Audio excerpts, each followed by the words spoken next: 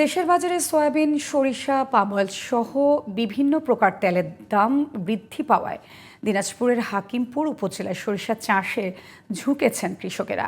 আমন ধান ঘরে তোলার পর ৩ মাস জমি ফেলে না রেখে বাড়তি আয়ের আশায় সরিষা চাষ করছেন কৃষকরা। উপজেলা কৃষি কর্মকর্তা জানিয়েছেন, কৃষকদের উৎসাহিত করতে বিনামূল্যে দেওয়া হচ্ছে সার ও বীজ। হিলি প্রতিনিধি আনোয়ার হোসেন বুলুর রিপোর্ট, জানাচ্ছেন আব্দুল মালেক। সীমান্তবর্তী জেলা দিনাজপুরের হাকিমপুর উপজেলার মাঠ সেজেছে হলুদ সাজে, ফুলের সুবাস ছড়াচ্ছে সরিষা। ৩ থেকে ৪ হাজার টাকা খরচ করে প্রতি বিঘা জমিতে উৎপাদন হচ্ছে ৬ থেকে ৭ মণ সরিষা। সরিষার তেলের চাহিদা থাকায় লাভের আশা চাষিদের। আমি ৪ বিঘা মাটি সরষা লাগাইছি।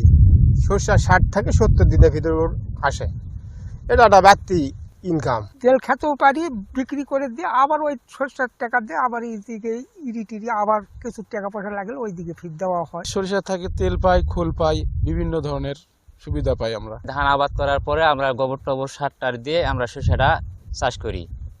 সারটা দেই আর গোবরটা দিই, তাছাড়া অন্য কিছু দেওয়া লাগে না। সরিষা চাষে কৃষকদের উৎসাহিত করতে বিনামূল্যে বীজ ও সার দিচ্ছে স্থানীয় কৃষি বিভাগ। চলতি মৌসুমে ২০০০ জন কৃষককে আসলে আমরা প্রণোদনার জন্য বীজ এবং সার বিতরণ করেছি। দিন দিন আমাদের সরিষা ফসলের আবাদ এবং রবি ফসলের আবাদ বৃদ্ধি পাচ্ছে এবং আমরা আশা করছি যে যদি মৌসুম ভালো থাকে তাহলে আমাদের কৃষক ভাইরা ভালো ফলন পাবে। চলতি মৌসুমে হাকিমপুর উপজেলার ২৬২৬ হেক্টর জমিতে সরিষার চাষ হয়েছে।